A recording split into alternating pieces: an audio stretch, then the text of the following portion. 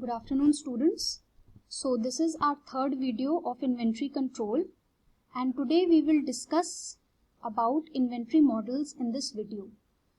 Now, an inventory model is basically a kind of information, or we can say an inventory model basically tells us that how these inventories are maintained in any factory, or we can say how or when the inventory should be ordered, in what pattern these inventory should be consumed, and what should be the apt time at which we should order this inventory in order to ensure that our production system does not comes at halt. Okay, so all these informations or all these questions are basically answered by inventory model. So let us see an inventory model.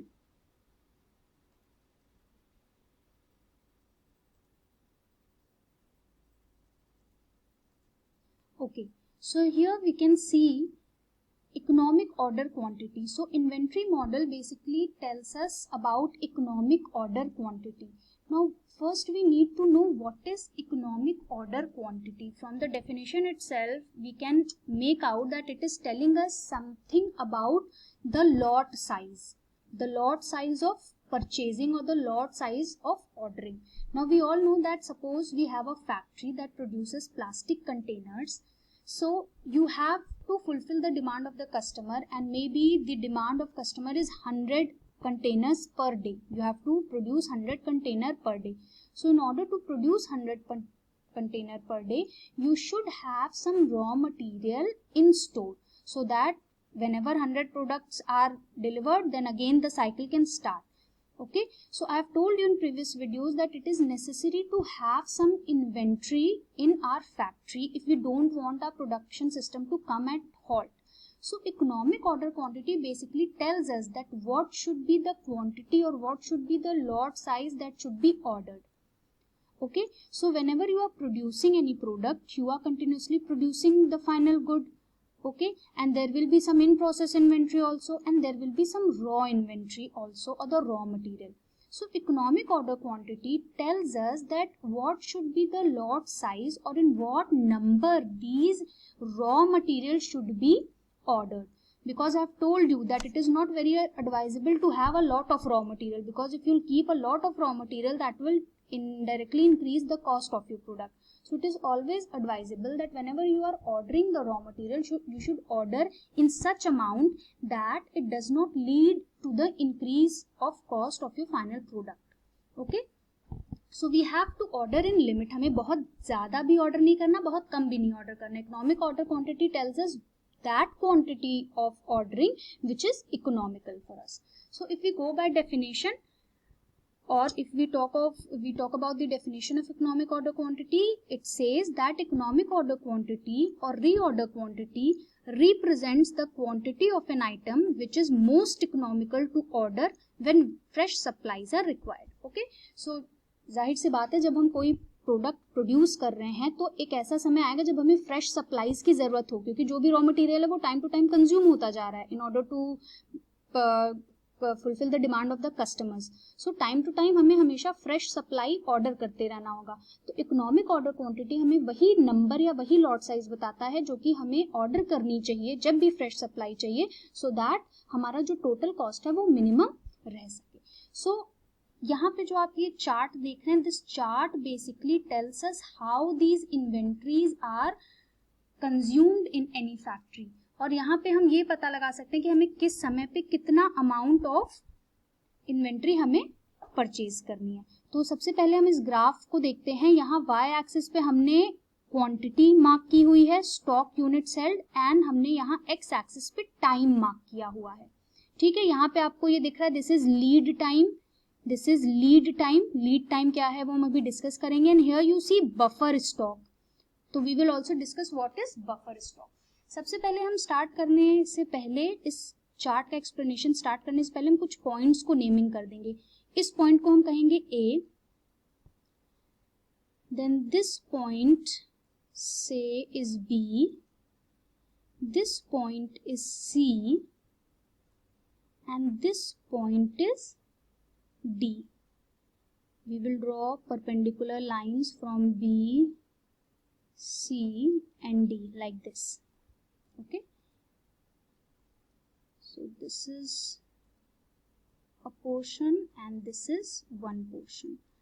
Now there are certain terms that we should be aware of while discussing this chart. The first thing that we know about this chart is lead time. Okay, so this is lead time. Now this chart is showing what? ये chart हमें क्या दिखा रहा है? ये chart हमें ये दिखा रहा है कि जब स्टार्ट हम करते हैं कोई साइकिल तो हमारे पास पूरा रॉ मटेरियल होता है. ये जो आपका y एक्सिस है ये हमें क्या डिनोट कर रहा है? हमारी quantity which are in store. तो जब हम साइकिल को स्टार्ट कर रहे हैं तो ये पूरी की पूरी क्वांटिटी हमारे पास एज रॉ मटेरियल प्रेजेंट है. जैसे जैसे हम अपनी प्रोडक्शन साइकिल को आगे बढ़ाएंगे हमारी रॉ मटेरियल कम होता जाएगा एंड हम इस पाथ पे चलेंगे, A to B, B to C and C to D. Okay, तो ये हमारा जो पैटर्न है ये कहलाता है saw tooth pattern. Saw tooth pattern क्यों? क्योंकि ये जो शेप बन रहा है it is kind of saw tooth pattern. Okay, तो स्टार्टिंग में हमारे पास पूरी इतनी इन्वेंट्री थी, फिर हम जैसे जैसे आगे बढ़े हम B पे आए, देन C पे आए, देन D पे आए एंड D पे हमें क्या दिख रहा है? D पे हमें दिख रहा है बफर स्टॉक. ठीक है, तो ये बफर स्टॉक क्या है ये हम डिस्कस करेंगे. तो सबसे पहले हमें जानना है लीड टाइम क्या है. लीड टाइम जो होता है, lead time is basically summation of this. Lead time is basically a summation of requisition time. मैं शॉर्ट फॉर्म्स या इनिशियल्स लिख रही हूँ, RT requisition time plus your procurement time.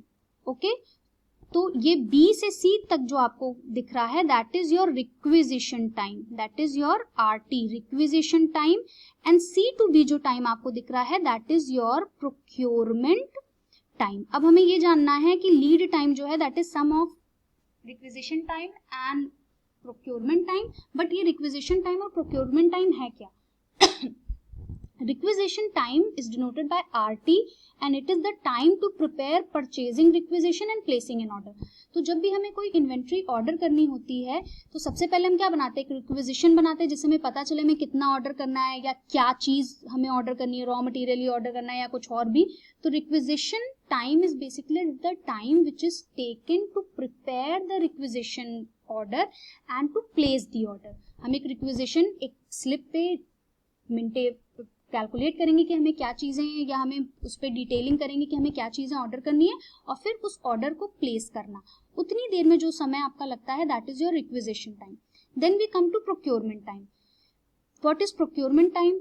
Now suppose if you have send the requisition slip to the vendor, from that time to the time the inventory comes at your factory, वो पूरा time आपका procurement time कहलाता है. Requisition time क्या हुआ? जब आपने requisition slip बनाई और उस स्लिप को वेंडर के पास भेजा, उतनी दूर का time requisition time. And from the time जब रिक्विजिशन स्लिप वेंडर के पास पहुंच गई टू द टाइम सप्लाई आपके फैक्ट्री में आ गया, that is procurement time. Okay, तो प्रोक्योरमेंट टाइम में क्या क्या चीजें आ जाएंगी? Time taken to deliver the purchase order to the vendor, कोई वेंडर तक ये स्लिप ले जाएगा वो समय.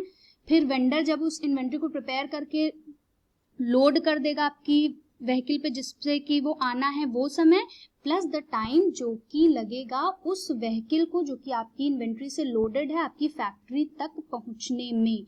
So this all time will come under procurement time and इन्हीं दोनों का समेशन होता है lead time. Now comes the buffer stock. ये बफर स्टॉक क्या है? बफर स्टॉक का ये दूसरा नाम होता है सेफ्टी स्टॉक.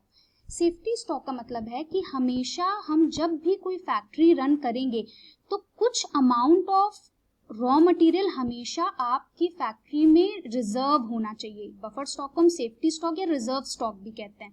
ओके, क्योंकि ऐसा कभी हो सकता है कि आपको प्रोडक्ट बनाने के लिए रॉ मटेरियल चाहिए, आपने वेंडर को भेज भी दिया ऑर्डर लेकिन वेंडर के पास है ही नहीं कि वो आपको सप्लाई करे. तो उन स्टेट्स में, उन कंडीशन में आप क्या करोगे? आप ये अपने रिजर्व स्टॉक को ही यूज करोगे. तो buffer stock is basically the safety stock और रिजर्व स्टॉक. तो जब भी हम कोई आइटम प्रोड्यूस करते हैं हम ये कोशिश करते हैं कि बफर स्टॉक आने के पहले इसके पहले कि हम बफर स्टॉक वाले आइटम को यूज करना शुरू करें उसके पहले हमारी जो इन्वेंट्री है वो आ जानी चाहिए और वापस से आपका जो इन्वेंट्री लेवल है वो शूट अप करके यहाँ तक चला है. ठीक है, तो सबसे स्टार्टिंग में हमारे पास से दिस पॉइंट इज O. तो स्टार्टिंग में हमारे पास इन्वेंट्री कितनी थी? O से A तक थी, फिर हम B पे आए, फिर C पे आए, फिर D पे. नाउ अब हमें ये ध्यान रखना है कि इकोनॉमिक ऑर्डर क्वांटिटी जो है वो हमें ये बताता है कि कितना हमें ऑर्डर करना है, EOQ। कब ऑर्डर करना है वो हमको यहाँ से पता चलेगा। यहाँ पे आपको दिख रहा है ये point, reorder point. This point C is called reorder point. Okay, तो जनरली जब हम A से D वाले पाथ पे ट्रैवल करेंगे तो जैसे ही हम पॉइंट B पे आएंगे हमको क्या करना है, हमको रिक्विजिशन प्रिपेयर करना स्टार्ट कर देना है। यानी हमको ये कैलकुलेट करना शुरू कर देना है कि अब हमें कितनी इन्वेंट्री मंगानी है। और जैसे ही हम B से C पे आएंगे, पॉइंट C पे हमें हमेशा अपना ऑर्डर प्लेस कर देना चाहिए, because if we will delay in placing the order at point C तो ये हो सकता है कि हमें अपना बफर स्टॉक में से कुछ आइटम यूज करना पड़ जाए प्रोडक्ट की साइकिल को कंटिन्यू करने के लिए, क्योंकि जब आप C पे ऑर्डर करते हो तभी D पे आपकी इन्वेंट्री आपकी फैक्ट्री पहुंचेगी। ठीक है, तो B पे हम अपना रिक्विजिशन स्लिप बना लें और B से C तक आने तक हम ये रिक्विजिशन स्लिप अपने वेंडर को पहुंचा दें। C पे जब आप रीऑर्डर कर दोगे तो C से D तक जो टाइम है, प्रोक्योरमेंट टाइम लगेगा वेंडर को आपकी इन्वेंट्री आपकी फैक्ट्री तक पहुंचाने पे, और जैसे ही हम D पे पहुंचेंगे हमारी इन्वेंट्री हमारी फैक्ट्री पे आ जाएगी and again we are filled with the supply और हम फिर से हमारे इस पॉइंट पे आ जाएंगे। ओके, देन अगेन हम ये पैटर्न फॉलो करेंगे, फिर हम आ जाएंगे बफर स्टॉक के पहले, फुल हो जाएगी हमारी इन्वेंट्री, फिर हम ये पाथ ट्रैवल करेंगे, फिर बफर स्टॉक आते ही हमारी इन्वेंट्री फिल हो जाएगी। तो हमें ये मेंटेन करना है कि किसी भी फैक्ट्री में हमको ऑर्डर कितना करना है, EOQ के बराबर, और कब ऑर्डर करना है, रीऑर्डर पॉइंट पे हमें उस इन्वेंट्री को ऑर्डर कर देना है, so that we do not touch our buffer stock, reserve stock और सेफ्टी स्टॉक, बिकॉज ये बफर स्टॉक, रिजर्व स्टॉक या सेफ्टी स्टॉक जो है वो जनरली उन हार्ड कंडीशंस में हम यूज करते हैं जब हमारे पास इन्वेंट्री ना पहुंच पाए, कोई ऐसी डिजास्टर हो जाए या कुछ ऐसा सिचुएशन हो जाए कि वेंडर आपको ना सप्लाई कर पाए, उन विषम परिस्थितियों के लिए हमारे पास ये बफर स्टॉक, रिजर्व स्टॉक या सेफ्टी स्टॉक रहता है। So this chart basically tells us the way in which the economic order quantity should be ordered and at what time. Now in next slides we can see the graph. Okay, so here we have the graph. We have discussed in previous videos that there are two costs associated with inventory. One is your ordering cost and the other one is your carrying cost.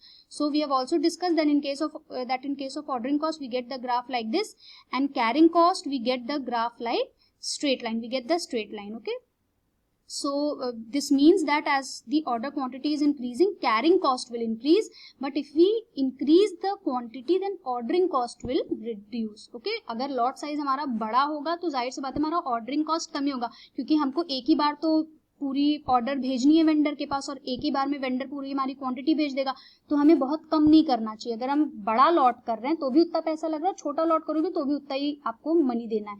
तो quantity के हिसाब से ordering cost आपका, अगर quantity बढ़ी तो ordering cost कम होगा, but carrying cost बढ़ता है। इन्हीं दोनों के सम को हम कहते हैं टोटल कॉस्ट, और टोटल कॉस्ट को भी हम प्लॉट करते हैं। नाउ इस ग्राफ में देखने वाली बात ये है कि जिस पॉइंट पे आपका कैरिंग कॉस्ट और ऑर्डरिंग कॉस्ट कट करता है, उसी पॉइंट पे अगर हम स्ट्रेट लाइन ड्रॉ करें, इस तरीके से अगर हम स्ट्रेट लाइन ड्रॉ करें, और ये भी ध्यान रखिएगा कि जब ये स्ट्रेट लाइन आप ड्रॉ करते हो तो ये स्ट्रेट लाइन टोटल कॉस्ट को उस पॉइंट पे टच करती है which is the minimum value. यानी यही हमने देखा था, इकोनॉमिक ऑर्डर क्वांटिटी क्या है, इकोनॉमिक ऑर्डर क्वांटिटी आपकी वो क्वांटिटी है जो हमें ऑर्डर करनी चाहिए whenever we need fresh supplies, और अगर हम इकोनॉमिक ऑर्डर क्वांटिटी ऑर्डर करते हैं तो हमारा जो टोटल कॉस्ट होता है वो मिनिमम रहता है। ठीक है, इकोनॉमिक ऑर्डर क्वांटिटी वो लॉट साइज है जो कि हमें मिनिमम कॉस्ट देती है, सबसे कम कॉस्ट में हम इतनी क्वांटिटी ऑर्डर कर सकते हैं। Okay, so at minimum total cost जो क्वांटिटी हमें मिलती है that is our economic order quantity. That means starting from year till year ये जो भी वैल्यू आ रही है ये हमारी इकोनॉमिक ऑर्डर क्वांटिटी है, और इसी वैल्यू को, so this value is x, इसी वैल्यू को या इसी नंबर को या इतने ही आइटम हमको ऑर्डर करने चाहिए जब भी हमें फ्रेश सप्लाई की जरूरत है।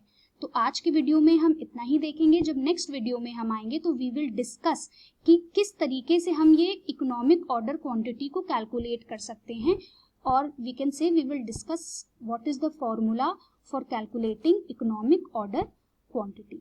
सो thank you all, this is for today, and in next video we will discuss the formula of economic order quantity.